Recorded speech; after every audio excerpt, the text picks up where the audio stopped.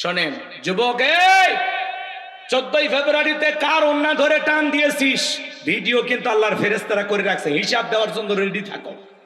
কথা কয়, কার পিছনে গোলাপ ফুল নিয়ে ঘোরাঘুরি করেছিস ফেরেশতারা ভিডিও করে রাখছে।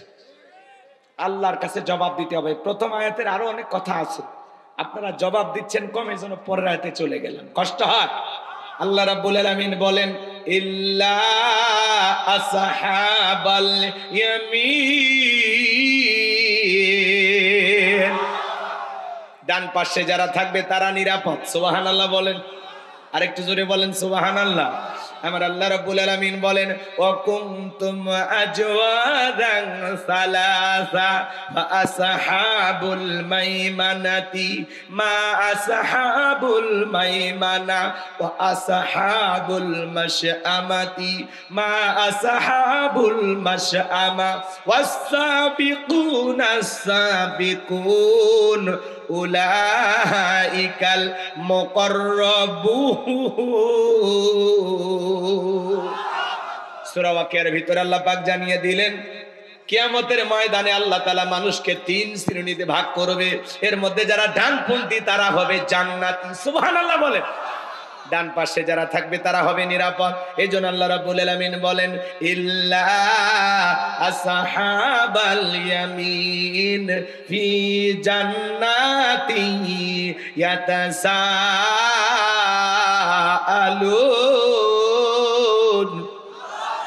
আল্লাহ বলেন ডান পাশে যারা থাকবে তারা যাবে জান্নাতের বাগানে। সুবহানাল্লাহ বলেন। তারা জান্নাতের বাগানে প্রবেশ করবে। একজন জান্নাতি আর একজন জান্নাতীর সাথে পরস্পরে গল্পে লিপ্ত হবে। ফি জান্নাতি ইয়াতাসাআলুন, তারা প্রবেশ করবে জান্নাতের বাগানে এবং জান্নাতি একজন জান্নাতি আর একজন জান্নাতীর সাথে পরস্পরে গল্পে লিপ্ত হবে। বলুন সুবহানাল্লাহ। আমি আজকের মাহফিলের সভাপতি দোয়া করলাম, আল্লাহ মুহিবুল আলম বিপু সাহেব, আল্লাহ ওরে সভাপতিকে যেই জান্নাত দেবেন আল্লাহ ওই একই জান্নাতে আমারেও কবুল করবেন। আল্লাহ যদি কবুল করে তাহলে জান্নাতের ভিতরে 2 জনের দেখা হয়ে যাবে। উনি তখন বলে আপনি তো আমার এলাকায় ওয়াজ করতে গেছিলেন। হ্যাঁ, ওই আপনি ওই মাহফিলের সভাপতি ছিলেন। তাসের 2 জনে গল্প করি জান্নাতের বাগানে ভিআইপি চেয়ারে সভাপতি আর প্রধান বক্তা 2 জন মিলে গল্প করি। সুবহানাল্লাহ কালকে বললে হবে। আমি দোয়া করলাম আল্লাহ আজকের মাহফিলে যত মানুষ আলোচনা শুনতেছে আল্লাহ সবাইকে, আমাদের সবাইকে আপনি একই জান্নাতে কবুল করেন। জোরে বলেন আমিন। আল্লাহ যদি কবুল করে তাহলে জান্নাতের ভিতরে একে অপরকে দেখে আমরা কি করতে পারবো, চিনতে পারবো। আর চিনার পরে কি হয়, গল্প হয়। সুবহানাল্লাহ। আল্লাহ তাআলা সেই কথা বলতেছেন ফি জান্নাতি ইয়াতাসাআলুন, তারা জান্নাতের বাগানে প্রবেশ করবে, একে অপরের সাথে পরস্পরে গল্পে লিপ্ত হবে। সুবহানাল্লাহ। এখন জান্নাতীরা গল্প করে শোনেন, এই কথা শুনে তো অনেকের মন খারাপ হতে পারে। হ্যাঁ হুজুর দোয়া করলে জান্নাত অতই সহজ। মুসা নবী আল্লাহকে ডেকে বলে আল্লাহ আমারে কি আপনি জান্নাত দেবেন? আল্লাহ বলে নবী মানুষ কেন জান্নাত দেব না, অবশ্যই দেব। সুবহানাল্লাহ। নবী মুসা ডেকে বলে আল্লাহ আমার জানতে বড় ইচ্ছা হয় জান্নাতে আমার প্রতিবেশী কে হবে, কারণ প্রতিবেশী যদি ভালো হয় বসবাস করে শান্তি পাওয়া যায়। কথা কোন ঠিক কি না? আমাদের সমাজে দেখেন না, এক প্রতিবেশী আর এক প্রতিবেশীর সাথে ঝগড়া কইরা যাতায়াতের রাস্তা বন্ধ করে দেয়।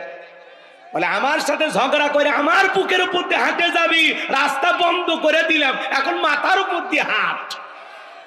সামান্য জায়গার বড়াই করে, আহারি কপাল পোড়া মুসলমান। এই জায়গার মালিক কি আপনি? এ কথা কন না কে, এই জায়গার মালিক আপনি? এক জেলায় ওয়াজ করতে গেলাম, বলে হুজুর এইদিকে আমার বরাব্বার, এইদিকে আমার চাচার, এইদিকে আমার বাবার, এই এলাকাতে সব জায়গা আমাদের, আমাদের আর কারো জায়গা নেই। আমি তখন বললাম সব আপনাদের, সব। তখন বলতো হুজুর বুঝতে পারতে আপনি কি বলতেছেন, বুঝতে পারছি, চলেন। এই কথা বলে কয়েক মিনিট হাঁটেন, আপনার দেখাচ্ছি এই যে এলাকাতে আল্লাহরও জায়গা আছে। আমি তখন হাইটে 1 মিনিট পরে যা দেখি সুন্দর একটা মসজিদ। তখন বলতেছে হুজুর এই এলাকাতে আল্লাহর কোনো জায়গাই নাই, এই 10 শতক আমরা আল্লাহ দিচ্ছি, দিয়ে মসজিদ বানাচ্ছি। কথা কয় না, কথা কয় না। এরকম মুসলমান আছে না নাই? আচ্ছা মসজিদ যে জায়গায় হয়েছে ওই জায়গার মালিক কি? ওর বাড়িটা যে জায়গায় ওই জায়গার মালিক কি? এই যে মাহফিল যে জায়গায় হচ্ছে এই জায়গার মালিক কি? তাহলে আপনি যে একটা মানুষের যাতায়াতের রাস্তা বন্ধ করে দিলেন, মুসলমান আরো রাস্তায় যদি কোনো কাঁটা পাথর ইট পড়ে থাকে ওইটা টান দিলে সব পাওয়া যায়, আর আমি যদি আর এক মুসলমানের যাতায়াতের রাস্তা বন্ধ করে দিই সব হবে না গুনাহ হবে? এই মেয়ে, আপনি 5 ওয়াক্ত নামাজে মাথা নত করে কপাল কালো করে লাভ আছে? চরিত্র ঠিক করেন, ব্যবহার ঠিক করেন, কথা কোন ঠিক কিনা? মানুষ হন আগে, নামাজ পড়ে আবার মানুষের যাতায়াতের রাস্তা বন্ধ করে দেয় হিংসার ঠেলায়। একটু পানি নামে বাড়ির ধার দিয়া রাস্তার মধ্যে গর্ত করে রাখছে, আমার বাড়ির ধার দিয়ে আমি পানি নামতে দেব না। মহেশপুর এলে টুকিটাকি ঝামেলা হয় না? না এলাকায় হয় না ভাইলে ঝামেলা আছে? নাই নাই, এলাকাত নাই। ওটা আমি আমার এলাকার কথা বলতেছি, এলাকার কথা বলে মার খাবো নাকি? হইলে মানিয়ে নেন, তাহলে বুঝে যাবেন বাস্তবে মিলে যাচ্ছে হুজুর। আর কেউ মারবে না? ব্যাটটা আসো। আমার ভাইয়েরা দিল দিয়া কথাগুলো বোঝার চেষ্টা করবেন। আমি গুনাহগার সে কথা বলে যাই, আল্লাহ নবী মুসা আলাইহিস সালাম ডেকে বলেন, আল্লাহ জান্নাতে আমার প্রতিবেশী কে হবে আমি জানতে চাই। প্রতিবেশী ভালো হলে বসবাস করে শান্তি পাওয়া যায়, কথা বলেন ঠিক কি না? আর প্রতিবেশী খারাপ হলে বসবাস করে শান্তি পাওয়া যায় না। নবী মুসা ডেকে বলে, আল্লাহ জানতে চাই আমার প্রতিবেশী কে হবে জান্নাতে, আর প্রতিবেশী নিয়ে তো মারামারি হবে না, হবে কি কোনো ঝামেলা হবে না? নবী মুসা জানতে চায়। আল্লাহ ডেকে বলে, পয়গম্বর তোমার সাথে জান্নাতে থাকবে যে, তোমার সঙ্গী হবে যে দুনিয়াতে বর্তমানে একজন কসাই সে। নবী মুসা ডেকে বলে, আল্লাহ দুনিয়ার এত মানুষ থাকতে কসাই কেন আমার সাথে জান্নাতে যাবে? জানতে বড় আগ্রহ হয় আমার। আল্লাহ ডেকে বলে, নবী মুসা সবই যদি আমি বলে দেই তাহলে তোমার দায়িত্বটা কি? কেন জান্নাত দিলাম? জানতে হলে কসাইয়ের কাছে তোমাকে যেতে হবে। আল্লাহু আকবার বলে। ঘটনা বলা মূল উদ্দেশ্য না বাজান, সামনের দিকে যাই গেলে আপনারা বুঝতে পারবেন কেনই বা বললাম। নবী মুসা এবার ওই বাজারে চলে গেল, কসাই সুন্দর করে গোশত বিক্রি করে বাড়ির পথে রওনা করেছেন। আল্লাহ নবী মুসা আলাইহিস সালাম ডেকে বলে, কসাই রে আমি যদি তোমার বাড়ির মেহমান হই তোমার কি কোনো আপত্তি আছে? বলে না। এইবার নবী মুসাকে সঙ্গে নিয়ে কসাই তার বাড়িতে চলে গেলেন। সুন্দর করে গোশত রান্না করার পরে বাটির মধ্যে গোশত নিয়ে তার জনম দুঃখিনী মা অন্ধ চোখে দেখতে পারে না, মায়ের মুখে তুলে তুলে খাওয়ায়। খাওয়া শেষে দুঃখিনী মা দুইটা হাত তুলে দোয়া করে বলে, আল্লাহ এই জামানার মুসা নবী যেই জান্নাতে থাকবে আমার ছেলেটাকেও আপনি একই জান্নাতে কবুল করে নিও। আল্লাহ গো জামানার নবী মুসা যেই জান্নাতে থাকবে ওই একই জান্নাতে আমার সন্তানটাকে তুমি জায়গা করে দিও। মহিলা দোয়া করলেন, ছেলেটা নবী মুসার কাছে চলে আসলেন, ডেকে বলে, এই যুবক, একজন মহিলা দোয়া করলো, কে? বলে আপনি কিছু মনে করবেন না, ওইটা আমার মা, প্রতিদিন আল্লাহর কাছে দোয়া করে, আল্লাহ গো এই জামানার নবী মুসা যেই জান্নাতে থাকবে আমার ছেলেটাকে সে একই জান্নাতে কবুল করে নিও। আপনি বলেন কই জামানার নবী মুসা আর কই আমার মতো সামান্য কসাই আল্লাহকে এই দোয়া কখনো কবুল করতে পারে? নবী মুসা ডেকে বলে, কসাই রে আমি হলাম জামানার নবী মুসা, আর তোমার মায়ের দোয়া আল্লাহ কবুল করেছেন। আমি যেই জান্নাতে থাকবো সেই জান্নাতের পাশের ফ্ল্যাটে আল্লাহ তোমাকে থাকার জায়গা করে দেবে। তোমার মায়ের দোয়া কবুল হয়েছে, মায়ের দোয়ার কারণে সন্তান জান্নাতি হয়ে গেল নবী মুসার সাথে। সেই মায়ের সাথে ভালো ব্যবহার করার দরকার আছে না নাই? আপনাদের মা বাবা আছে না নাই? আজকে সমাজের সবচাইতে বেশি অবহেলিত হলো মা বাবা, সন্তানদের দ্বারা লাঞ্ছনা গঞ্চনার শিকার হলো মা বাবা। কথা কন, কথা কন। এই জন্য আল্লাহ বলেন, ওয়াকাদ রাব্বুকা আল্লা তা'বুদু ইল্লা ইয়াহু ওয়া বিল ওয়ালিদাইনি ইহসানা। আল্লাহ বলে আমার ইবাদত করো, আমার গোলামি করো, আমার ইবাদতের সাথে কাউকে শরীক করো না। আমার ইবাদতের পর তোমাদের দায়িত্ব হলো মাতা পিতার সাথে খেদমত করা, তাদের সাথে উত্তম আচরণ করা। এ যুবক ভাই, তোমাদের পায়ে হাত দিয়ে অনুরোধ করে বলে যায়, এই দুনিয়ার জমিন আজকে 95% পরিবারে মা বাবা নির্যাতন জুলুমের শিকার। অধিকাংশ সন্তানেরা মা বাবাকে অবহেলা করে। তুমি কি জানো রে যুবক, মা বাবার দোয়ার কত দাম তুমি কি জানো? আমি হুজুর দোয়া করলে কবুল হইতে পারে, না হইতে পারে, কিন্তু তোমার মা বাবা যদি তোমার জন্য দোয়া করে, এই দোয়া কখনো আল্লাহ তাআলা ফেরত দেবে না। কথা বলেন ঠিক কি না? আমার ভাইরা রে, গভীর মনোযোগ দিয়ে কথাগুলো শুনবেন। যে ভক্তদের পায়ে হাত দিয়ে অনুরোধ করে বলে যায়, খবরদার মা বাবার সাথে কোনোদিন বেয়াদবি করো না। একটা মা সন্তানের জন্য কত কষ্ট করে যুবক। সন্তান যখন মায়ের গর্ভে চলে আসে, মা খাইতে পারে না, মার বমি বমি হয়। 7-8 মাস যখন হয়ে যায়, সন্তান যখন পেটের ভিতরে নাড়াচাড়া করে, ওই সন্তানের 2টা পা আল্লাহ তাআলা মায়ের কলিজার সাথে সেট করে দেয়। ডাক্তারি গবেষণায় বলা হয়েছে, বাজার আপনি আমি মায়ের গর্ভে যেই জায়গাটাতে থাকি, এই জায়গা মাত্র 10 ইঞ্চি। যেই সন্তান সবচাইতে কম মায়ের পেটের ভিতরে নাড়াচাড়া করে, মায়ের গর্ভে থাকা অবস্থায় ওই সন্তান 4500 বার মায়ের কলিজায় লাথি মারে। 8-9 মাস যখন হয়ে যায়, পেটটা যখন তরমুজের মতো অনেক বড় হয়ে যায়, মা ঘুমাইতে পারে না। পেটের একোনায় ওকোনায় চিনচিন ব্যথা করে, মার কষ্ট করে। সারা রাত জায়গায় মা দেলে পিঠটা লাগায় থাকে। যেই মা রাত্রি জাগরণ করে ঘুমাইতে পারে না, আমার ভাইয়েরা, যেই মা রাত্রি জাগরণ করে ঘুমাইতে পারে না, সারা রাত জায়গা নফল নামাজ বলে যে সব হয়, মায়ের আমল নামায় আল্লাহ সেই সব লিখে দেয়। সন্তান যখন ডেলিভারির সময় হয়ে আসে, আমার ভাইয়েরা, দক্ষিণী মা বাবার 2টা পা জড়াইয়া কান্না করে। মায়ের চোখের পানি যখন বাবার পাকে স্পর্শ করে, বাবা ঘুম থেকে জাগ্রত হইয়া ডেকে বলে, বিবি এত রাত্রিবেলায় কেন তুমি কান্না করো, কি হয়েছে তোমার? মা ডেকে বলে, স্বামী দীর্ঘদিন আপনার সংসার করলাম, ভুল বেয়াদবি মাফ করে দেবে। আমি আমার সন্তানটাকে জন্ম দেওয়ার জন্য বাবার বাড়িতে চলে যাব। ও স্বামী, আপনার সংসারের চাবি বুঝাইয়া নেন, বেঁচে থাকলে আবারও দেখা হবে। এই কথা বলে মা দাইমার ঘরে চলে যায়। প্রসবের যাতনায় মা দাঁত মুখ কামড়ায়, চোখের পানি ছেড়ে দিয়ে কাঁদে।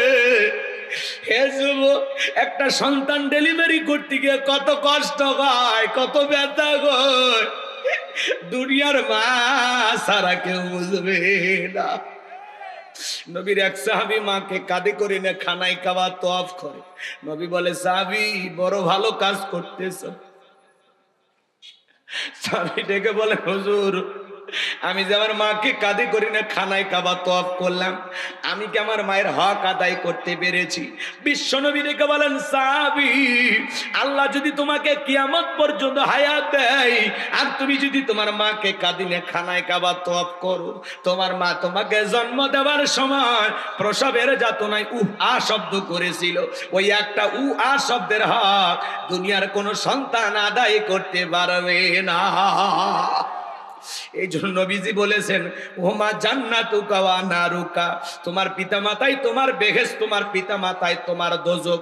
যুবক রে, যারা মা বাবার মনে কষ্ট দিয়া বাড়ি থেকে তাড়ায়া দেয়, বৃদ্ধাশ্রমে পাঠাইয়া দেয়, ও মা বাবাকে তাড়াইয়া দেয় নাই, নিজের ভাগ্য থেকে জান্নাত তাড়িয়ে দিয়েছে। যত বড় ইমাম হন, বক্তা হন, শিক্ষিত মানুষ হন, যদি মা বাবার মনে কষ্ট দিয়ে থাকেন, ছাড় পাওয়ার সুযোগ নাই। একটা 2013 সালে পত্রিকা একটা কলম পড়েছিলাম বিশ্ব মা দিবস উপলক্ষে। ছেলেটার নাম ছিল আব্দুল মালেক। ছোটবেলায় চোখে দেখতে পারতো না, চোখ দিয়ে ঝাপসা ঝাপসা দেখতো, চোখ দিয়ে পুষ পড়তো, পানি পড়তো। দুঃখিনী মার সন্তানটাকে ডাক্তারের কাছে নিয়ে গেল। ডাক্তার চোখটা পরীক্ষা নিরীক্ষা করে বলে, আপা আপনার ছেলের যে অবস্থা, চোখটা অপারেশন করা ছাড়া ভালো হওয়ার কোনো সম্ভব নাই। এমন একটা অ্যামাউন্টের কথা বললেন। মহিলা কাঁদে আর দেখে বলে, ডাক্তার ভাই এত টাকা পাবো কোথায়, ছেলের তো বাবা নাই। ছেলে যদি বড় হয়ে অন্ধ হয়ে যায়, স্বামীরেও হারাইলাম, সন্তান বড় হয়ে অন্ধ হলো, তাহলে আমার জীবনের কি বা হলো? ও ডাক্তার ভাই, আমি যদি 2টা চোখ আমার ছেলেকে দিয়ে দেই, তবে কিনা? বলে, আপা এও সম্ভব। আমার ভাইয়েরা দিল দিয়ে কথাগুলো বোঝার চেষ্টা করবেন। একবার দুঃখিনী মা সন্তানকে 2টা চোখ দান করে দিল। ছেলেটা আস্তে আস্তে আস্তে বড় হয়, পরীক্ষা দেবে। মা দুধের গিলাস নিয়ে ছেলেটার রুমের ভিতরে প্রবেশ করেছে। ছেলেটা ডেকে বলে, মা বেশি বেশি তুমি আমার ঘরে ঢুকবা না, তোমার চোখ দিয়ে পুষ পরে পানি পরে মা, তোমার চোখের রোগটা আমার চোখে পার হতে পারে।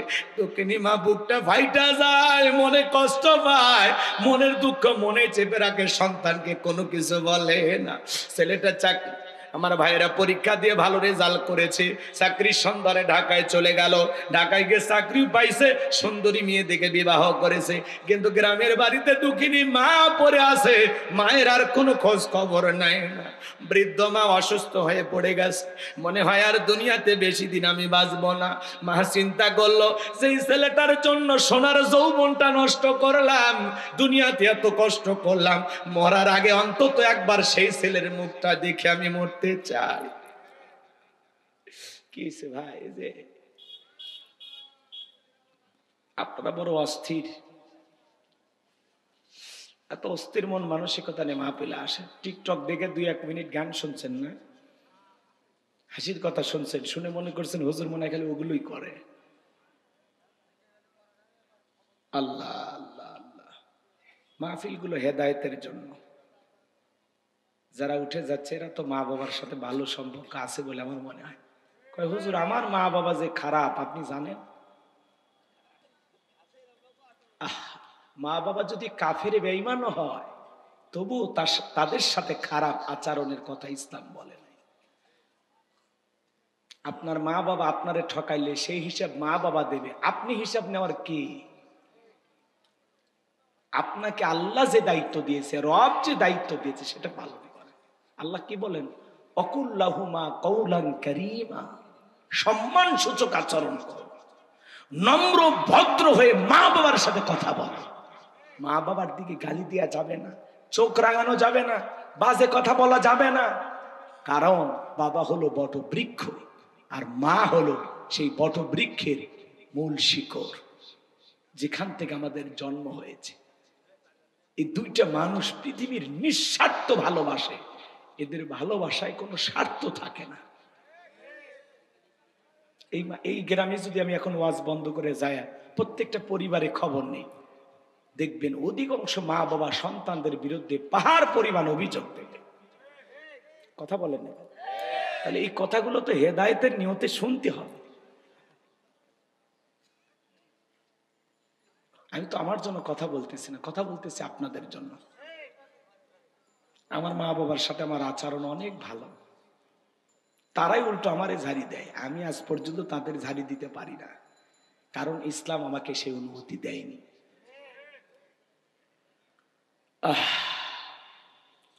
ছেলেটার মা তখন চিন্তা করলো, মরার আগে একবার ছেলেটাকে কি দেখতে চায়। বন্ধু বান্ধবের কাছ থেকে ঠিকানা নিয়ে ঢাকায় চলে গেল। দারোয়ানকে যখন পরিচয় দিয়েছে, দারোয়ান গেটটা খুলে দিয়েছে।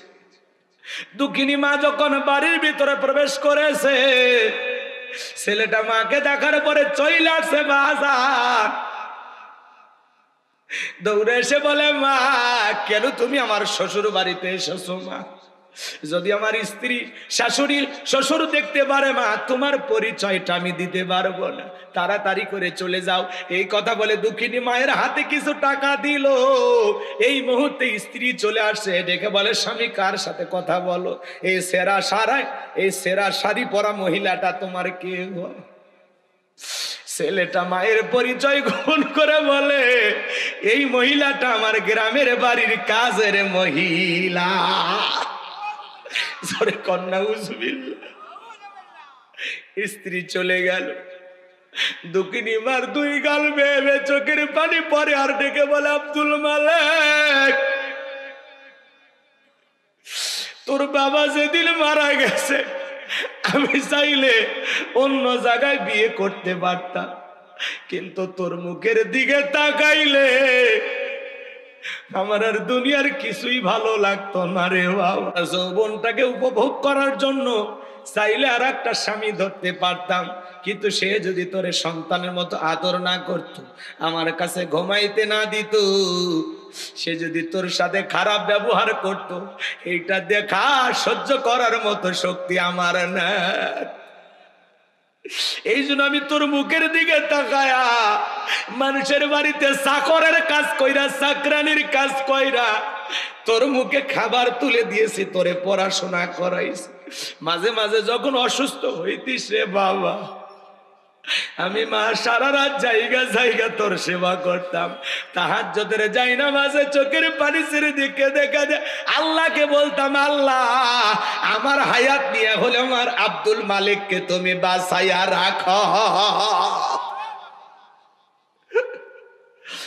আজকে বইয়ের সামনে মারে চাকরানি বানা দিলি রে বাবা।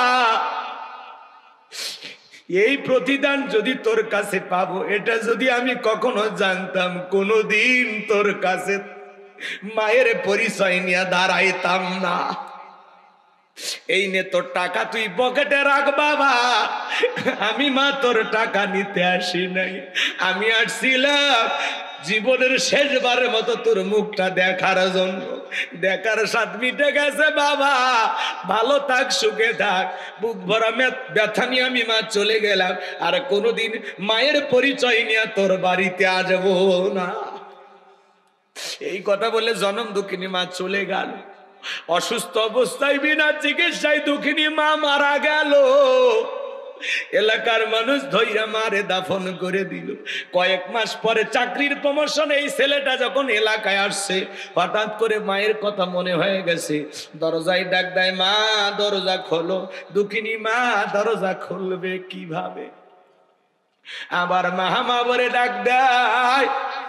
মা যেই খাঁচাই বসবাস করতো, খাঁচা আছে কিন্তু খাঁচার ভিতরে বসবাস করা মা নামের পাখি উড়াল দিয়েছে। পাশের বাড়ির চাষির ঘুম ভেঙে গেছে। কেবা তুমি মা মা বলে ডাক দাও। ডেকে বলে, চাষি আমারে চেনো না? আমি আব্দুল মালিক, আমার মা কোথায়? দেখে বলে, বাবা আসলি যখন এত দেরি করে কেন আসলি? তোর মা তো অনেক দিন আগে অন্ধকারে কবরে চলে গেছে। ছেলেটা হাউমাউ করে কাঁদে আর বলে, চাষি বলেন না আমার দক্ষিণী মার কবরটা কোথায়? এইবার যখন মার কবর দেখা দিয়েছে, মার কবরের মাটি ধরে কান্না করেন, বলে, মা এত বড় ব্যথা দিলাম, এত কষ্ট তোর মনে দিলাম রে মা, একটা বার ক্ষমা চাওয়ার সুযোগ দিলি না। এইভাবে চলে যাবি মা, আমার জানা ছিল না রে মা, তুই আমারে মাফ করে দিস রে মা। মায়ের কবরের মাটি ধরে হাউমাউ করে কান্নাকাটি করে।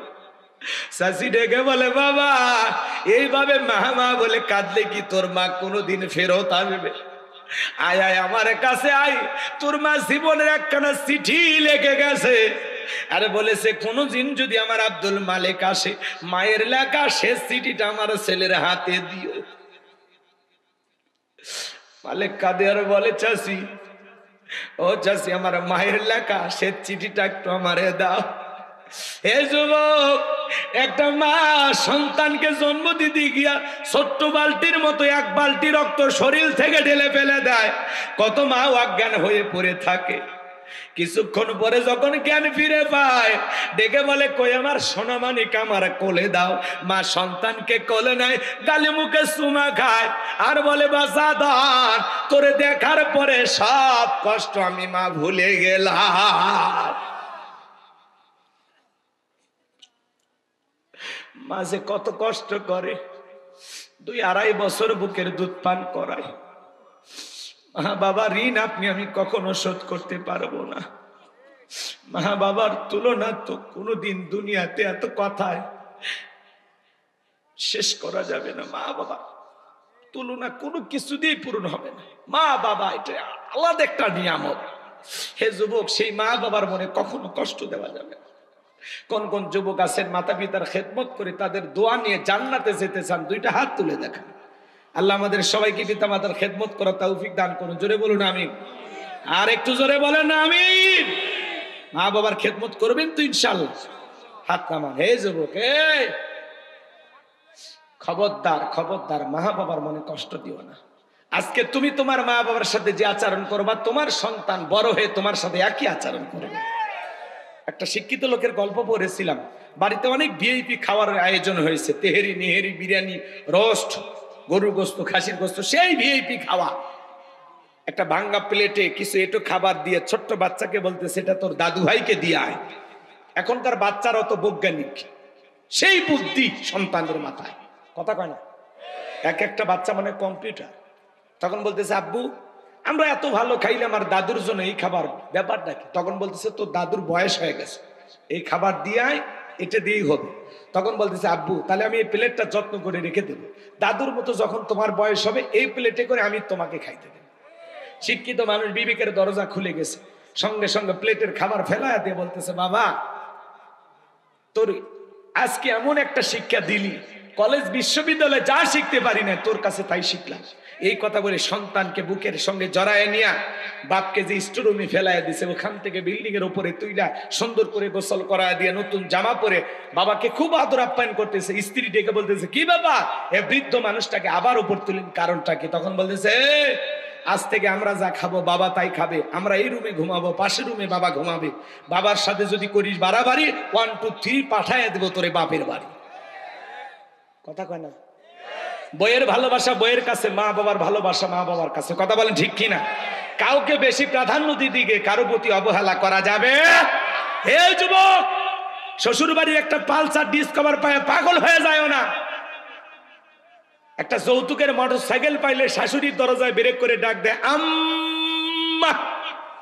শাশুড়ি কয় জামা একটা পাইছি, ছোটবেলায় মাদ্রাসায় পড়েছে, গুন্না মুখস্থ। কথা কয় না? কথা কয় না? শ্বশুরের দেখলে আব্বা কেমন আছেন, আব্বা কি খেয়েছেন, আব্বা কোথায় যাচ্ছে। শ্বশুর কয় মারাত্মক জামাই পাইছি, ছোটবেলায় মাদ্রাসায় পড়েছিল, কল কলার সব হরফ মুখস্থ। শ্বশুরক ডাকে আব্বা আম্মা, আর মা বাবার ডাকে বুড়া বুড়ি। তোর কপাল দাঁতিয়ার গুড়ি, মরার পরে ফেরেশতারা বাইরে ফুটে করবে ভুরি, জাহান্নামে হবে তোর বসত বাড়ি। এ কপাল পোড়া যুবক, তোর মতো একটা যুবককে লালন পালন করতে গিয়ে 20 22 25 বছরে মা বাবা এরকম 5টা 10টা পালসারের টাকা তোর পিছনে খরচ করেছে। এ বেঈমান, স্বার্থবার ভুলে গেলি সেই মা বাবার অবদানের কথা। আল্লাহ যুবকদের হেদায়েত দান করুন। জোরে বলুন আমি। মা বাবার মনে কষ্ট দেওয়া যাবে? জোরে বলেন দেয়া যাবে? মা বাবার ঋণ কখনো শোধ করা যাবে? রক্তে ভাসিয়া যাত নাই কাঁদিয়া আনলে মাগো আমায় এই দুনিয়ায়, তোমার ঋণ আমি কি দিয়ে শোধাই মাগো, তোমার ঋণ আমি কি দিয়ে শোধাই। দেখেছি পৃথিবীতে প্রথম মায়ের মুখ, পেয়েছি ভালোবাসাই পূর্ণ মায়ের বুক। বলতে পারি না কথা মা বোঝে আমার ব্যথা, বলতে পারি না কথা মা বোঝে আমার ব্যথা, তাই তো রেখেছো মা বুকেতে জড়াই, তোমার ঋণ আমি কি দিয়ে শোধাই মাগো, তোমার ঋণ আমি কি দিয়ে শোধাই। কখনো গভীর রাতে উঠলে আমি কেঁদে, বুকে মা শক্ত করে রাখতো আমায় বেঁধে, তোমার ওই দুধের দাম কে দেবে প্রতিদান, তোমার ওই দুধের দাম কে দেবে প্রতিদান, এই দুনিয়ায় মাগো আজ মেলে নাই, তোমার ঋণ আমি কি দিয়ে শোধাই মাগো, তোমার ঋণ আমি কি দিয়ে শোধাই। জোরে কর মারহাবা। কষ্ট হয় আমার ভাইরা, যুবক রে, বুলেট মারলে বুলেট মিস হতে পারে, কিন্তু মা বাবার দোয়া কোনোদিন মিস হতে পারে না। জীবনে যদি ভাগ্য খুলতে চাও, সফল হতে চাও, মা বাবার দোয়া নেও। কথা কয় না? কথা কয় না? মা বাবা যদি বদদোয়া করে কোটিপতি থেকে আল্লাহ ফকিরপতি বানায় দিবে, আর মা বাবা যদি দোয়া করে ভ্যান চালক রিক্সা চালক থেকে আল্লাহ কোটিপতি বানায় দিবে। এই জন্য যুবক কখনো মা বাবার মনে কষ্ট দেওয়া যাবে না। তাহলে নবী মূসা আলাইহিস সালামের সাথে একটা কসাই জান্নাতে যাবে মায়ের দোয়ার কারণে। মায়ের দোয়ার পাওয়ার আছে না? জোরে বলেন আছে না? সেই মা বাবার সাথে আমরা কখনো অবহেলা করব না। আজকে আমি আমার মা বাবার সাথে যা করব আমার সন্তানও তাই করবে। বিদায় সাবধান, সাবধান। 2 দিন আগে আর পরে কোনো মা বাবাকে অবহেলা করা যাবে না। আমার ভাইয়েরা, লম্বা করার সুযোগ নাই, যে কথা বলতে চাচ্ছিলাম দিল দিয়ে কথাগুলো বুঝবেন। আমার আল্লাহ রাব্বুল আলামিন বলেন ফি জান্নাতি ইয়াতাসাআলুন।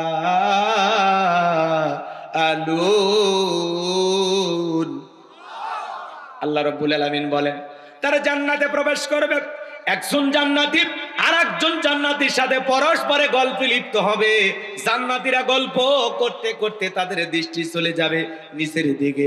তারা নিচের দিকে তাকায় দেখবে দাউ দাউ করে জাহান্নামের আগুন জ্বলতেছে। ওই জাহান্নামের আগুনে মানুষগুলোকে পোড়ানো হচ্ছে।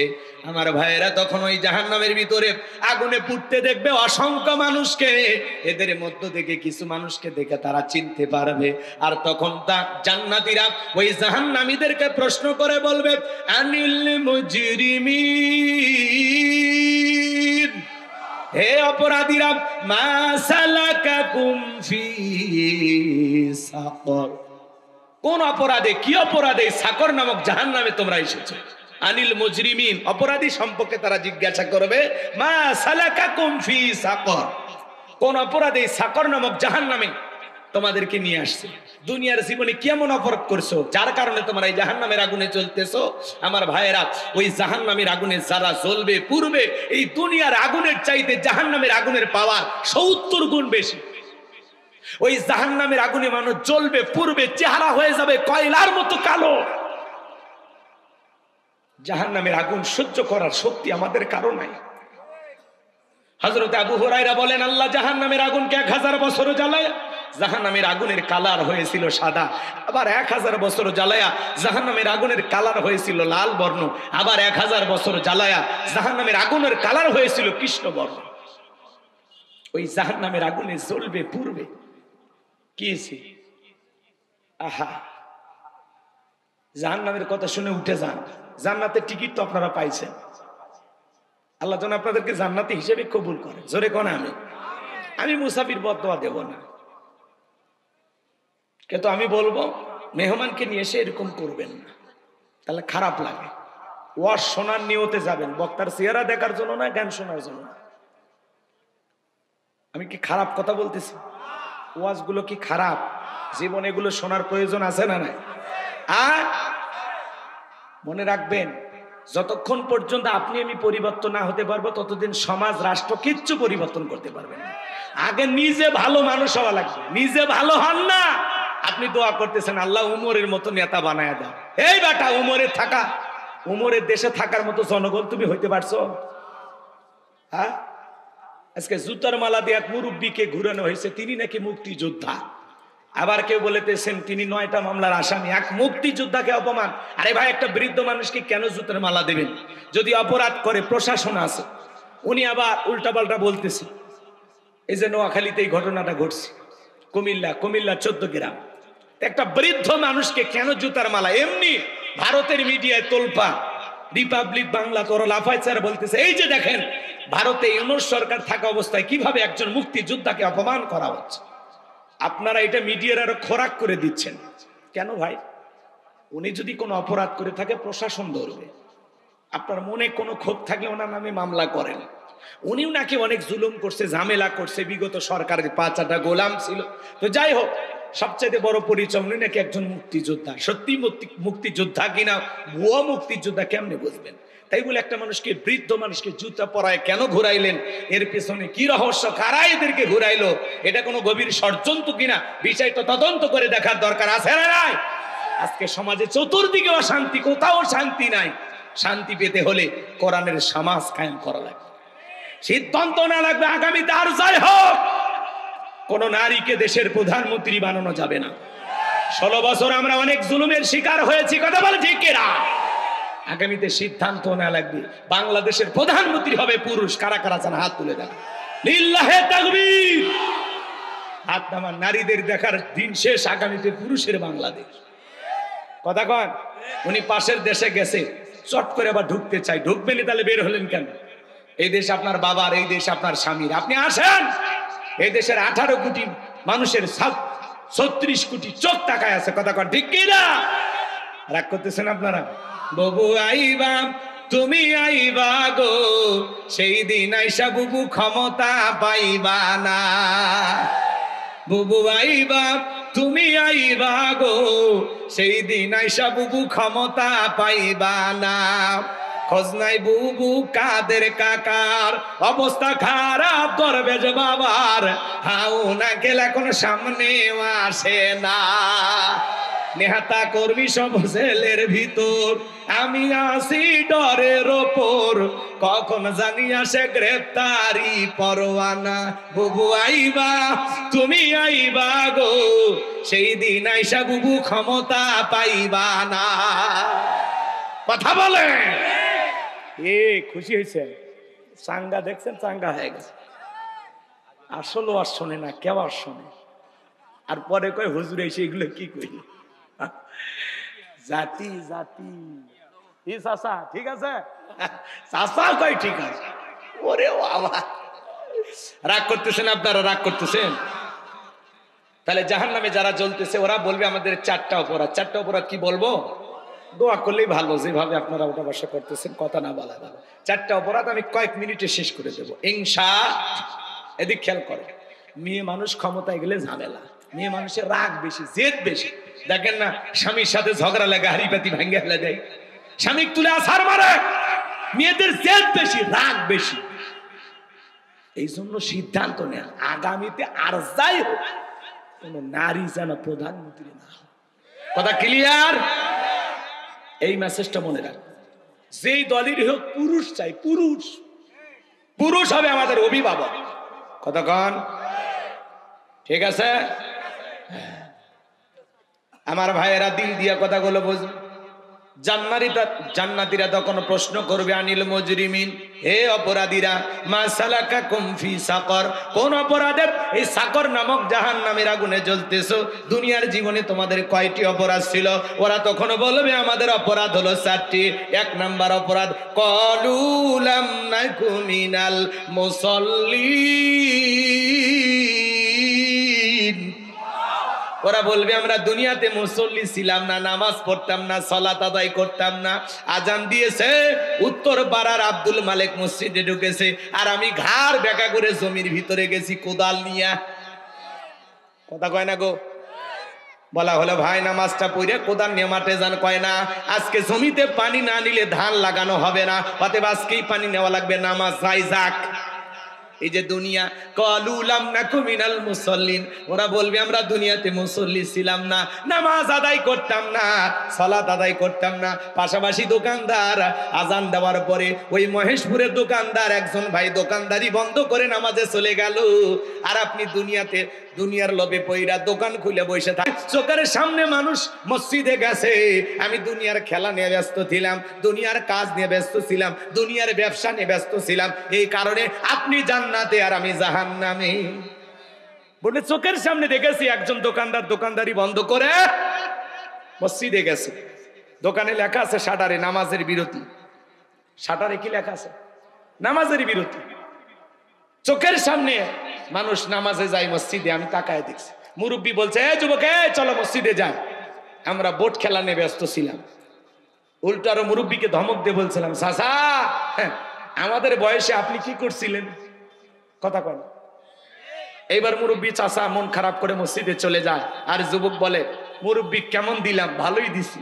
তুমি মুরব্বীকে দেও নাই, নিজেরটা নিজে কি দিছো? কথা কন। মুরব্বীর কথা শুনে যদি মসজিদে যাইতা কপাল খুলে যাইতো। আজকে নামাজের দাওয়াত দিলে আপনার ভালো লাগে না, এই জন্য তারা বলবে ক্বালু লাম নাকু মিনাল মুসাল্লিন, আমরা তো মুসল্লি ছিলাম না, সালাত আদায় করতাম না, দুনিয়াতে নামাজ পড়তাম না। তাহলে যারা নামাজ পড়ে না তারা যাবে সাকর নামক জাহান্নামে। তাহলে নামাজি হয়ে জান্নাতে যাওয়ার দরকার আছে না? না? কারা কারা নামাজি হয়ে জান্নাতে যাবেন হাত তোলেন তো দেখি। আল্লাহ আমাদের সবাইকে 5 ওয়াক্ত নামাজি বানায় দেন। জোরে বলেন না আমিন। আর একটু জোরে বলেন আমিন। আমার ভাইয়েরা, ওরা ওদের 2 নাম্বার অপরাধ বলবে, ওয়ালাম নাকুনু তুইমুল মিসকিন। ওরা বলবে আমাদের 2 নাম্বার অপরাধ, আমরা মিসকিনদের সহযোগিতা করতাম না, দুস্থ অভাবগ্রস্ত মানুষকে সাহায্য করতাম না, মিসকিন সাইল দরিদ্র যারা আছে তাদেরকে সহযোগিতা করতাম না। বাজান গো আমার, এই মিসকিনদের হক নষ্ট হয় 2 ভাবে, একটা হলো রাষ্ট্রীয় ভাবে আর একটা হলো সামাজিক ভাবে। আপনারা যারা ধনী আছেন, আপনাদের সম্পদের ভিতরে গরিবের হক আছে না নাই? তাহলে গরিব মানুষকে একটু সহযোগিতা করার দরকার আছে না নাই? সাহায্য দেওয়ার দরকার আছে না নাই? আল্লাহ রাব্বুল আলামিন বলেন ওয়া আম্মাসাইলা ফালা তানহার, খবরদার তোমার দরজায় কোনো সাইল দরিদ্র লোক গেলে খালি হাতে ফেরত দিও না, কিছু না কিছু দিয়ে বিদায় দাও। নবীজির কাছে একজন ফকির এসে বলে নবী আমার একটা জুব্বা দেন। বিশ্ব নবী নিজের পরনের জুব্বা খুলে দিয়ে দিলেন, বলুন সুবহানাল্লাহ। আসমান থেকে জিবরাইল আসলেন জান্নাতি জুব্বা নিয়া, সুবহানাল্লাহ কোন। এই জুব্বা পরা দিয়ে বলে নবী আল্লাহ বলেছেন যদি আপনার থাকে তাহলে দিবেন, নিজেরটা খুলে দেওয়ার দরকার নাই। আপনার যদি অবশিষ্ট থাকে দুইটা তাহলে একটা দিয়ে দেবেন। আল্লাহ রাসূল কেমন মানুষ ছিলেন, নিজের পরনের জুব্বা খুলে ভিক্ষুককে দিয়ে দিয়েছে, সুবহানাল্লাহ। আর একদিন এক সাইল দরিদ্র নবীজির কাছে এসে বলে নবী আমারে কিছু দেন। আল্লাহ রাসূল বলে আমার কাছে যেটা আছে এটাতে হবে না, আমার জামাই ওসমানের কাছে যান। এইবার ফকির চলে গেলেন ওসমানের কাছে, যা দেখে হযরতে ওসমান সলতে চিপতেছে। সলতে চেপা বোঝেন তো, কথা কয় না। ল্যাম্পো ছিল না আগে, ওইটাতে যেটা দিয়ে আগুন জ্বলতো, তেল যেটাতে উঠতো, ওইটা চিপে চিপে তেল বের করতেছে। ফকির চিন্তা করে আমিও তো এরকম জীবনী করিনি, এই মানুষ ভিক্ষা দেবে। নবীর কাছে চলে গেছে, যা বলে নবী সলতে চেপে ভিক্ষা চাইনি, যে কি কৃপণ ভিক্ষা দেবে। আল্লাহ রাসূল বলতেছে আমার নাম বলছো তুমি? কয় না। ভিক্ষা চাইছো? কয় না। এইবার যায় দেখে তুলে ধরে। কি ধরে? আকাশে তুলে উড়ে বেড়াইতেছে, সে তুলে কি করে ধরে ধরে পাথরের নিচে রাখে। এই দৃশ্য দেখে বলতেছে সেই লোক তুলে উড়ে যাবার দিচ্ছে না, এই লোক টাকা দে। চলে আসছে, আসে বলে নবী তুলে ধরে। আল্লাহ রাসূল বলতেছে চাইছিলা? কয় না। কয় আবার চাই। এইবার যায় দেখে পিপিলিকার মুখ থেকে খাবার খুলে খুলে নিচ্ছে। ওই চিন্তা করে আমি ভিক্ষুক হয়ে জীবনে এই কাজ করি, পিঁপড়ের মুখ থেকে যে লোক খাবার খুলে খুলে নিচ্ছে সেই লোক ভিক্ষা দেবে। চলে গেছে, যা কয় নবী পিপিলিকার মুখ থেকে খাবার নেই, এই মানুষের কাছে ভিক্ষা চাওয়া যায়? আমার নবী বলে তুমি যায় আমার কথা বলবা, কি করে না করে কিচ্ছু দেখবা না, যাও। এইবার যায় দেখে ওসমান কোনো কাজ করতেছে না, বসে আছে। এবার সুযোগ পাইছে, ভয়ে ভয়ে বলতেছে বিশ্ব নবী আপনার কাছে আমার পাঠাইছে, কি দিবেন বলেন। হযরত ওসমান ডেকে বলে যেহেতু নবীজি তোমারে পাঠিয়েছেন, ঘরে যেটুকু আছে এটুকু দিলে হবে না। আমার ব্যবসায়ী কাফেলা এখন ফিরে আসবে, ওই কাফেলা থেকে তোমাকে দেব খুশি করার মতো। দেখবেন ফকিরদের কিন্তু ধৈর্য কম, আমি বসে থাকতে পারবো না, দিলে দেন, না হলে আরো 2 বাড়িতে যাবো। কথা কন না কেন? ফকিরদের ধৈর্য কম না ভাই, ধৈর্য কম। আর ফকিরেরা কিন্তু চালাক হয়, ফকিররা কি হয় চালাক। ঢাকা শহরে এক ফকির ভিক্ষা করে, কলেন বিলে চাপ দেয়, ওপর থেকে বলে ভাই কি কে আপনি? কয় আমি ফকির, একটু ভিক্ষা দেন। কয় অন্য বাড়ির যান। কলেন বিলে চাপ দেয়, প্রত্যেকটা বাড়িতে এই অবস্থা হয়। এইবার চিন্তা করছে খালি কলেন বিলে চাপ দিব না, ওপরে যে কথা বলবে ওরে নিচে নামাবো। কলেন বিলে চাপ দিয়েছে, ওপরে যিনি বলতেছে ভাই কি? কয় ভাই নিচে নামেন, কথা আছে। কি আছে? কথা আছে। এইবার ফকিরের কথা শুনে নিচে নামছে, নামার পরে বলতেছে ঢাকা শহর ভদ্র মানুষ বসবাস করে, আমিও ফকির হলেও তোর মান সম্মান আছে, তো চিল্লা কেমনি টাকা চাই, আমি ফকির ভাই কিছু ভিক্ষা দেন।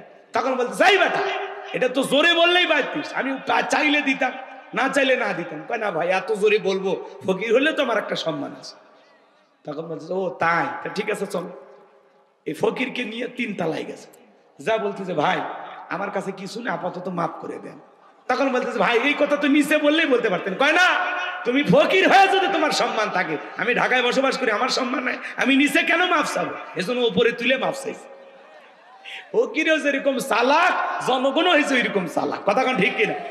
হাত পাতলে কয় খুলছে নাই, কয় 1000 টাকার নোট ওই ফকিরের যে ঝোলায় আছে, 5000 টাকার নোট থাকলে ভেঙে দিবে। কথা কোন ঠিক কিনা? এই জন্য ভাই দিতে কৃপণতা করবে না, গরিব দুঃখীকে দিলে কমে না, আল্লাহ বাড়ায় দেয়। আর কষ্ট না দিই আপনাদেরকে, শোনেন শোনেন শোনেন, আমার তো নিয়ত আছিল 10টায় দিলে 12টায় প্রোগ্রামটা শেষ হয়ে যেত। 12টার পরে ওয়াজ করা আসলে কঠিন হয়ে যায়, আমাদের জন্য অনেক দূরের রাস্তা। তো যাই হোক, এইবার হযরত ওসমানের কাছে ওই লোকটা যখন অস্থিরতা দেখাইলো, হযরত ওসমান তখন বলতেছে আমি একটা চিঠি লিখে দেই, যেহেতু আপনি দেরি করবেন না, এই চিঠিটা আমার ব্যবসায়ী কাফেলার যে প্রধান আছে তারা দেখাবেন, সে আপনাদের দিয়ে দেবে। আচ্ছা ঠিক আছে। ওই সিটির ভিতরে হযরত ওসমান লেখা দিয়েছেন, এই ভিক্ষুক যায় যেইটা পছন্দ করবে ওই উটের উপরে যত মাল সামানা থাকবে সব দিয়ে দেবে। এইবার ফকির যায়া কাফেলার সেই সর্দারকে ওইটা দেখাইছে। ওইটা দেখার পরে বলতেছে দেখেন কোনটা। তো ফকির তাকায় দেখে সামনের যে উটটা সেটার উপরে সবচেয়ে বেশি মাল সামান, ওইটা ধরছে, ধরে বাড়িতে নিয়ে গেছে। এইবার যত উট আছে সব লাইন ধরে ফকিরের বাড়ি চলে গেছে। সুবহানাল্লাহ কোন। এই দৃশ্য দেখে ফকির চিন্তা করলে এতগুলো তো দেবে না, নবীজির কাছে চলে আসছে। নবী ওসমানকে ডাকলেন, ডাকে বলতেছে ওসমান তুমি নাকি সলতেছে। তখন বলতেছে আপনি নবী বলেছেন অপচয়কারী শয়তানের ভাই, তো ওই তেলটা নষ্ট করে লাভ কি, এই জন্য চিপে রেখে দিয়েছি। তুমি নাকি তুলে ধরো, তুলেগুলো অপচয় নষ্ট হচ্ছে, উড়ে উড়ে বেড়াতেছে, ধরলাম। ওইটাতে একটা বালিশ বানালে মুসলমান কোনো ভাই মাথায় দিয়ে আরামে ঘুমাইতে পারবে। সুবহানাল্লাহ, কি চিন্তা তাদের।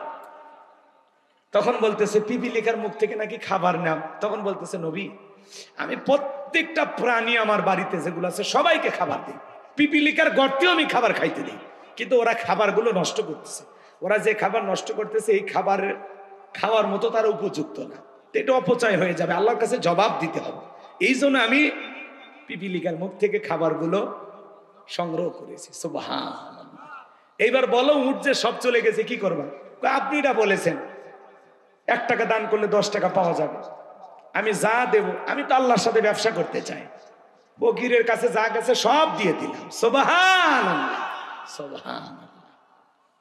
আর আমরা সামান্য একটু ভালো খাবার হইলে দরজা লাগিয়ে দিয়ে কয় এই গেটটা ভালো করে টাইট করে লাগিয়ে দিয়ে কোনো ফকির এসে যেন ডিস্টার্ব না করে। এই হিংসা নে খাইতে বসি আমরা নাকি মুসলমান, কোন পাগলে কয়। বাড়িতে একটু শীতের দিনে পিঠা হয়েছে, ছেলে মেয়ের হাতে দিয়ে বলে এই বাইরে যা খাবি না, অমুকের ছেলে তোর সাথে খেলাধুলা করে, ও যদি তাকায় নজর দেয় তোর পেট খারাপ হবে। এত বড় হিংসা নিয়ে আপনি জান্নাতে যাবেন কোন দরজা দিয়ে? আপনার তো উচিত ছিল ছেলে মেয়ের হাতে দেওয়া, পাশাপাশি যে ছেলেটার সাথে মেয়েটার সাথে আপনার ছেলে মেয়ে খেলা করে বলা উচিত ছিল বাবা তুমি যে ওই খেলাধুলা করো, ওরা তো পিঠা করেনি, তুমি তোমার বন্ধুকে একটা পিঠে দিয়ে আসো। আপনার তো উচিত ছিল এইটা করা, আর আপনি কি করেন? আল্লাহ হেদায়েত দান করুন। একটু জোরে কর না আমিন, আরো আসতে বলেন আমিন। আমার ভাইরা দিল দিয়ে কথাগুলো বোঝার চেষ্টা করবেন। আমি গুনাহগার যে কথা বলতে চাই গভীর মনোযোগ দিয়ে শুনবেন, তাহলে ওরা বলবে আমাদের 2 নাম্বার অপরাধ ওয়ালাম নাকুনু তুইমুল মিসকিন। ওরা বলে আমাদের 2 নাম্বার অপরাধ আমরা অভাবগ্রস্ত সাইল দরিদ্র মিসকিন যারা ছিল এদেরকে খাইতে দিতাম না। সাইল দরিদ্র মিসকিন অভাবগ্রস্ত যারা ছিল এদেরকে আমরা খাইতে দিতাম না, সাহায্য সহযোগিতা করতাম না। এটা হলো আমাদের 2 নাম্বার অপরাধ। ওরা বলবে আমাদের 3 নাম্বার অপরাধ ওয়া কুন্না নাখুদু মাআল খাইদিন। ওরা বলবে আমাদের 3 নাম্বার অপরাধ আমরা সমালোচনাতে ব্যস্ত ছিলাম, আমরা আলেমদের সমালোচনা করতাম। কথা বোঝেন না? ইসলামের সমালোচনা করতাম, যেখানে মানুষ সমালোচনা করতো ওখানে অংশগ্রহণ করে আমরা মজা নিতাম। যারা সমালোচনাকারী এরা যাবে জাহান্নামে, বলে অমুক খারাপ তমুক খারাপ, এ ভালো না সে ভালো না। আরে ভাই অমুক তমুক খারাপ বাদ দেন, নিজের জীবনের ত্রুটিগুলো আগে তালাশ করেন। মানুষের সমালোচনা করে লাভ নাই, নিজের আত্মসমালোচনা করা লাগবে। কথা কর, নিজের জীবনেই তো ত্রুটি দিয়ে ভরা, নিজের গুনাহের টেনশনে তো ঘুমাইতে পারি না, মানুষকে নিয়ে এত ভাবার সময় আছে? যারা সমালোচনাকারী ভাই অমুক খারাপ তমুক খারাপ, এ ভালো না সে ভালো না, আপনি কতটুকু ভালো? আপনি কতটুকু ভালো? এই জন্য আমরা কোনো মানুষকে নিয়ে সমালোচনা করব। চায়ের কাপে ঝড় তোলে, চা খাইতে খাইতে 2-3 গল্প করে অমুক তমুক সে খারাপ এসে, মানে চায়ের কাপে চা খাইতেছে আর গিবত কমিটির সভাপতি সেক্রেটারি হয়ে বসে গেছে। কথা কোন ঠিক কিনা? এত কথা কেন বলেন? আপনার জবানের প্রত্যেকটা কথা রেকর্ড হচ্ছে, আল্লাহর কাছে এই কথার ব্যাপারে জবাব দিতে হবে। এই জন্য হিসাব করে কথা বলতে হবে। আল্লাহ বোঝার তৌফিক দান করুন। জোরে বলুন আমিন, আরেকটু জোরে বলুন আমিন। তাহলে আমরা চায়ের কাপে বসে মানুষের সমালোচনা করব এই গীবত পরনিন্দা চগলখড়ি এটা মহিলাদের স্বভাব ছিল। 4-5 জন মহিলা এক জায়গায় হলে মহিলারা সমালোচনা করত। এখন আবার 4-5 জন পুরুষ এক জায়গায় হলে সমালোচনা শুরু করে। গীবত করা কি জানেন? মৃত ভাইয়ের গোস্ত খাওয়ার সময় আপনি মৃত ভাইয়ের গোস্ত খাবেন, তাহলে মানুষের গীবত কেন করে? এটা একটা ঘৃণিত কাজ। সমালোচনা করা একটা নিচু মনের মানুষ। যারা সমালোচনা করে এরা কি নিচু মনের মানুষ। আমরা মানুষের সমালোচনা করব না, নিজের আত্মসমালোচনা করব। আমি তো পাপের ঘরের পাপী, জীবনটা তো গুনাহ দিয়ে শেষ করে ফেলে দিলাম। আমি আমার অপরাধের টেনশনে ঘুমাইতে পারি না। আমি মানুষের অপরাধ কখন দেখব? কথা বলেন এখানে। এটা হলো আপনার আমার কাজ। নিজের চোখে সবাইকে ভালো মনে করবেন, নিজের চোখে সবচেয়ে নিজেকে নিকৃষ্ট মনে করবেন যে আমি সবচাইতে বড় পাপী, আমি সবচাইতে বড় খারাপ। কথা বলেন না কেন আপনারা? উচিত কথা কইলে মন খারাপ। এখন উচিত কথা যদি কই পিঠের উপর দিয়ে যাবি মুখ। এ আনন্দে কিছু লোক কিনে খাবে বগুড়ার স্পেশাল দোষ। যত দোষ নন্দ ঘোষ, সত্যটা বললে দোষ, করলে অন্যায়ের প্রতিবাদ, নামটা হবে তোমার মৌলবাদ, নামটা হবে তোমার জঙ্গিবাদ। হক কথা সহ্য হয় না। ইমামের পেছনে নামাজ পড়ে, ইমামের বিরুদ্ধে সমালোচনা করে। এই বেটা ভালো হয়ে যায়। যার পিছে নামাজ পড়লি, যে ইমামকে নেতা মেনে নামাজ পড়লি, তার বিরুদ্ধে সমালোচনা। বক্তার অর্শনে বক্তার বিরুদ্ধে সমালোচনা, আলেম ওলামাদের বিরুদ্ধে সমালোচনা, ইসলামের বিরুদ্ধে সমালোচনা। এই জন্য আল্লাহ বলেন ওয়াকুন্না নাখুদু মাল খায়িদিন, যারা সমালোচনাকারী এরা যাবে জাহান্নামে। আবার অনেকে ধারণা পোষণ করে, একজন মোটরসাইকেল নিয়ে একটা মেয়েকে নিয়ে যাচ্ছে, ওই মেয়েটা বউ, বোন না মা কিচ্ছু বোঝে না। মোটরসাইকেলে নিয়ে যাচ্ছে, কয় এই এটা মনে হয় জিনিস। এই যে ধারণা করলেন, এটা কবিরা গুনাহ।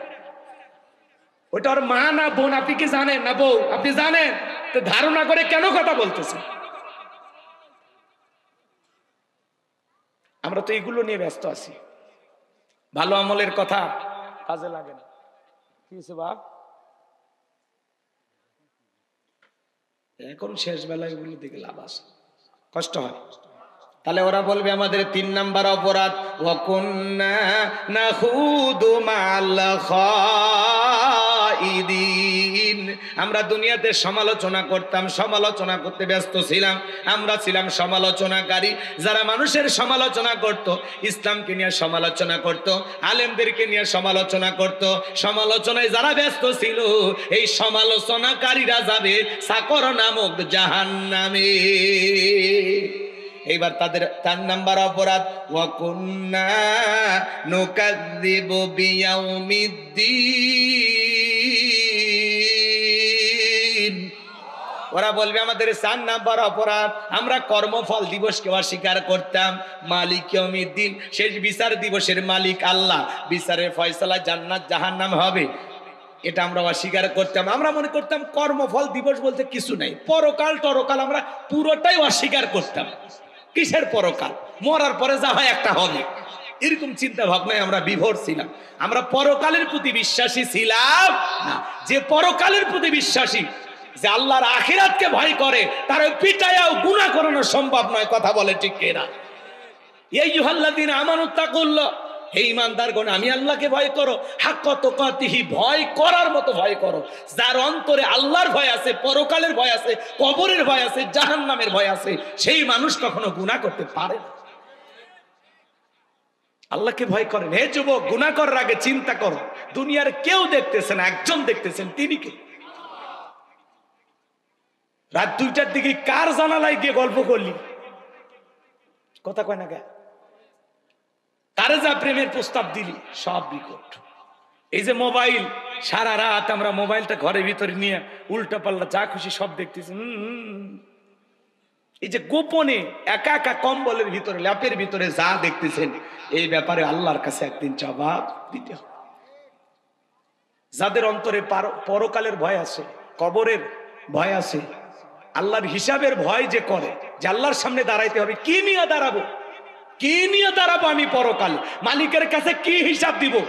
যেটুকু আমল করেছে এই আমলে জান্নাতে যাওয়া যাবে কিনা একটু আমাদের চিন্তা ফিকির করার দরকার আছে না নাই? আমি আল্লাহর সামনে যে কিয়ামতের ময়দানে দাঁড়াবো, কি নিয়ে দাঁড়াবো? কি এমন পুঁজি আছে, কি এমন সম্বল আছে, কি এমন আমল আছে যেইটা নিয়ে আমি পরকালের বিশাল পথ পাড়ি দিব? একটু চিন্তা করেন না ভাই। 2টা মিনিট বালিশে মাথা রাখেন, ঘুমানোর আগে চিন্তা করেন। এখনই যদি, আজকে রাতেই যদি আপনার মৃত্যু হয়, আল্লাহর কাছে কি নিয়ে যাবেন? কি নিয়ে যাবেন? কতটুকু আখিরাতের মাল সামানা দুনিয়াতে গোছাইছেন? আল্লাহ বলেন, আল্লাযী খালাকাল মাউতা ওয়াল হায়াতা লিয়াবলুয়াকুম আইয়ুকুম আহসানু আমালা। আমি আল্লাহ দুনিয়াতে তোমাদেরকে পাঠাইছি কেন? আল্লাহ বলেন, আমি সৃষ্টি করেছি মৃত্যু আর জীবন। লিয়াবলুয়াকুম আইয়ুকুম আহসানু আমালা। আমি আল্লাহ পরীক্ষা করে দেখবো আমলের দিক দিয়ে কার আমল কত বেশি উত্তম, কার আমল কত বেশি ভালো। যার আমল ভালো তার আখিরাত ভালো, যার আমল খারাপ তার আখিরাত পুরোটাই বরবাদ। কথা বলেন ঠিক না? আল্লাহ রাসূল বলেছেন, ক্বালা রাসূলুল্লাহ সাল্লাল্লাহু আলাইহি সাল্লাম, ইন্নামাল কুবরু রাউযাতুম মিন রিয়াদিল জান্নাহ আও হুফরাতুম মিন হুফারিন নার। রাহু তিরমিজি। নবীজি বলেছেন, যে ব্যক্তির আমল ভালো, মৃত্যুর সঙ্গে সঙ্গে আল্লাহ তার কবর জান্নাতের বাগান বানায় দিবেন। বলুন সুবহানাল্লাহ। আর যে ব্যক্তির আমল খারাপ, আও হুফরাতুম মিন হুফারিন নার, তার কবরটা হবে জাহান্নামের আগুনের গর্ত। একবার যদি কারো কবর জাহান্নামের আগুনের গর্ত হয়ে যায়, আমার ভাইয়েরা, ওই জাহান্নামে একটা পাথর ছেড়ে দিলে 70 বছর সময় লাগে নিচে পড়তে। আল্লাহ না করুক আপনার আমার গুনাহের কারণে মালিক যদি রাগান্বিত হয়ে ওই জাহান্নামের গর্তের মুখে ফেলে দেয়, আপনার আমার বাঁচার তো কোনো উপায় নাই। বাঁচার উপায় নাই, কোনো উপায় নাই। ফামান ইয়ামাল মিসকালা যাররাতিন খায়রান ইয়ারা ওয়া মান ইয়ামাল মিসকালা যাররাতিন শাররান ইয়ারা। বান্দা, তুমি যদি যারা পরিমাণে অনুপরিমাণে নেক আমল করো, ওইটাও তোমার আমল নামে লিপিবদ্ধ করা হবে। তুমি যদি যারা পরিমাণ অনুপরিমাণে গুনাহ নিয়ে অন্ধকার কবরে চলে যাও, ওই কবরের ডানের মাটি বামে চলে যাবে, বামের মাটি ডানে চলে যাবে।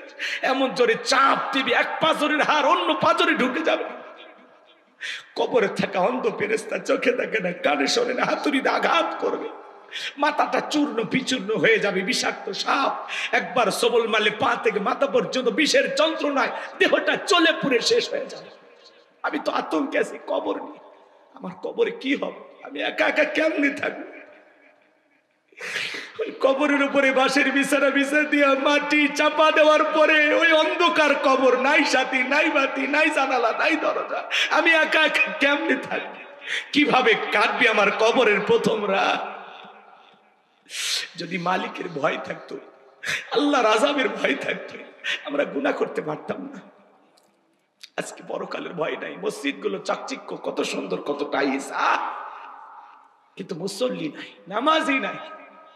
কথা বলেন না কেন? জুমায় তাও মোটামুটি মুসল্লি হয়, আসর মাগরিব এশা ফজরে মুসল্লি পাওয়া যায় না। এমনও মসজিদ আসে শুধু মুয়াজ্জিম একাই নামাজ পড়ে, একজন মুসল্লিও নাই। কথা বলে ঠিক না? এই হলো আমাদের সমাজ, এই হলো আমাদের ইমানের অবস্থা। একজন আলেম ভালো ওয়াজ করে, ভালো কথা বলে, ভালো লাগে না? একটু রসিকতা করলে কি হুজুর আসছিল সেই জমাইছে। অথচ সূরা মুদ্দাসির এই যে কয়েকটা আয়াতের আলোচনা করলাম, যদি একটু অনুধাবন করেন, আপনার এই আলোচনা আপনার জীবনটাকে পাল্টায় দেবে। আপনার এই আলোচনা শোনার পরে আপনি জান্নাতি হয়ে মারা যাবেন। কথা বলে ঠিক না? যদি নিজেকে পাল্টানোর চিন্তা থাকে, আর না হলে সমালোচনা হবে। হ্যাঁ, এত দূর থেকে বক্তালাম কি কইল? আরে বেটা, তুই তো ওয়াজই বুঝিস না, ওয়াজ বোঝার মতো জ্ঞানই তো নাই।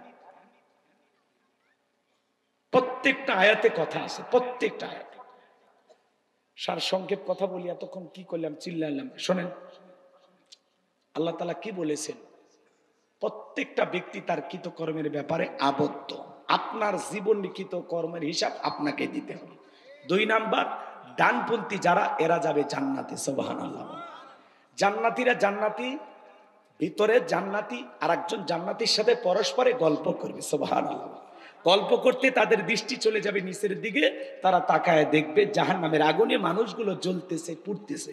তাদেরকে বলা হয় আনিল মুজরিমিন, হে অপরাধীরা, মা সালাকাকুম ফি সাকর, কোন অপরাধেই জাহান্নামের আগুনে জ্বলতেছো? ওরা তখন বলবে কলু লাম নাকু মিনাল মুসাল্লিন, দুনিয়াতে মুসল্লি ছিলাম না, নামাজ পড়তাম না, ওয়ালাম নাকু নুতঈমুল মিসকিন, অভাবগ্রস্ত ব্যক্তিদেরকে সাহায্য সহযোগিতা করতাম না, ওয়া কুননা নাখুদু মাআল খায়দিন, আমরা মানুষের সমালোচনা করে সময় কাটাইতাম, আমরা ছিলাম সমালোচনাকারী, ওয়া কুননা নুকাযযিবু বিয়াউমিদ্দিন, আমরা ছিলাম পরকাল দিবসকে অস্বীকারী, আমরা ছিলাম কর্মফল দিবসকে অস্বীকারী। আমরা কখনো ভাবিই নাই আমাদেরকে এইভাবে হিসাবের মুখোমুখি হতে হবে, এটা আমরা ভাবিই নাই, কল্পনাই করি না, এই হিসাব আমাদের জানা ছিল না। তার মানে তারা দুনিয়া পেয়ে পরকালের হিসাব জবাবদিহিতা এই সমস্ত কথাগুলো ভুলেছিল। আল্লাহ এর পরায়তে বলেন এই অবস্থায় তাদের মৃত্যু হয়েছে। আমার ভাইয়েরা, তাহলে আমি কি 4টা অপরাধে ওরা জাহান্নামে গেল, ওই 4টা অপরাধ কি আমরা করব? আমরা আজ থেকে নামাজ পড়বো তো ইনশাআল্লাহ, গরিব দুঃখীদের খাইতে দেব তো ইনশাআল্লাহ, এই যে শীতের দিনে দেন না 10টা গরিবকে কম্বল কিনে দেন, পাড়া প্রতিবেশী অনেকে না খেয়ে থাকে 1 বস্তা চাল কিনে দেন না, কথা বলেন না কেন ভাই? দেন, খালি একা খেয়ে বাঁচেন না, মানুষকে খাওয়ানো শিখেন।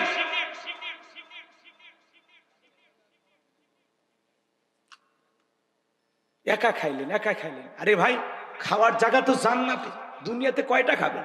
এটা খাওয়া, এটা কোনো মতে জীবন ধারণ করার জন্য সামান্য খাদ্য, অফুরান্ত নিয়ামতে ভরা জান্নাত, যেখানে শুধু খাবো আর খাবো, জীবনে কোনোদিন পেশাব পায়খানা করা লাগবে না, সুবহানাল্লাহ কর। আর খাইতে দেরি, বাথরুমে যাইতে দেরি নাই, কি খাইলাম, কত ঝামেলা। আর জান্নাতে খাইবেন কিন্তু কোনোদিন টয়লেট করা লাগবে না, কারণ ওই ব্যবস্থা জান্নাতে নাই, থাকলে তো জান্নাত নাই কে যাবে। বান্দা একটু শেষ, আর এই যে পশমের গোড়াতে একটু ঘাম বের হবে, খাবার হজম। জান্নাতের এক একটা আঙ্গুরের রস, আহ কি যে স্বাদ, কি যে মজা, সুবহান, কল্পনা করা যায়। পাখি উড়িয়ে যাবে, আপনি খালি চিন্তা করবেন, ইস এই পাখির যদি ভুনা খাইতাম। এই যে চিন্তা করতে দেরি, ওই খাবারের প্লেট আসতে দেরি নেই, সুবহানাল্লাহ। জান্নাতে এরকম দেখতেছেন ফলের গাছ, যদি চিন্তা করেন আমি এখনই খাবো, ফলটা সামনে চলে আসবে, ডাল এরকম ধরা লাগবে না, হালাল লাগবে না, সুবহানাল্লাহ। কি নিয়ামতে ভরা জান্নাত, মালিক সাজায় রাখছে, সুবহানাল্লাহ। আপনি শুয়ে আছেন আর মনে করবেন আপেল তোরে খাবো, আপেল চলে আসবে মুখের কাছে, কাত হইতেছেন ওই জায়গায় আহ আর কি সুখ চান আপনারা? তাহলে কি ওটা সমালোচনা করে, নামাজ না পইরা, গরিব দুঃখীদের না খাইতে দিয়া, মা বাবার খেদমত না কইরা,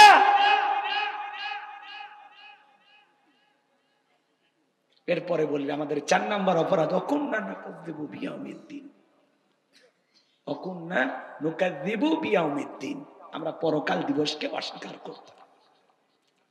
তাহলে অবশ্যই পরকালে আল্লাহর কাছে হিসাব দিতে হবে, এই ভয় আমরা করি কিনা? তাহলে এই 4টা আমল কারা কারা করবেন হাত তুলে দেখান। আল্লাহ আমাদের সবাইকে আমল করা তৌফিক দান করুন, জোরে বলুন আমিন। হাত নামান। এখান থেকে যদি একজন মানুষও পরিবর্তন হন, আজকের মাহফিল কবুল হবে। কেন যে আপনারা চলে গেলেন আমি কিচ্ছু বুঝলাম না, আমার ওটা মাথা ঢোকেইনি। যাই হোক, 12টায় শেষ করতে চাইছিলাম, 12:40 বেজে গেছে। আর কথা না বাড়ায়, বক্তা শ্রোতা সবাইকে আল্লাহ পাক বাস্তব জীবনে কথাগুলো আমল করা তৌফিক দান করুন। আর কমিটির ভাই যারা আছেন, বক্তাকে দাওয়াত দেওয়ার ক্ষেত্রে অবশ্যই টাইমটা একটু দেখবেন, কারণ এত দূর থেকে আমরা আসছি, একটু মানুষকে যদি প্রাণ ভরে কথা না শুনাইতে পারি আমাদেরও খারাপ লাগে। রাতে 11টায় তুলে দেবেন, 12টায় মাহফিল শেষ, কেমনি আওয়াজ হয় এটা খেয়াল রাখা লাগবে। কারণ 12টার পরে মানুষ থাকবে না, মানুষের কর্মব্যস্ততা আছে, ফজরের নামাজ আছে, দোকানদারি আছে, কালকে আবার মহেশপুর বাজারে যাওয়া লাগে। আমরা তো দুনিয়া নিয়েও ব্যস্ত আছি, তার ফাঁকেও কিছু ভালো কাজের জন্য আসি, তাই না? আমি দেখেছি তো 12টা বাজার সাথে সাথে লোকজন ওঠা শুরু করে দিয়েছে। যাই হোক, আল্লাহ বেটা আছো, তোমাকে তো দরকার গো। জি জি, বক্তা শ্রোতা সবাইকে আল্লাহ পাক আমল করা তৌফিক দান করুন, জোরে বলুন আমি। জাহিদুল ভাই তাহলে দোয়া।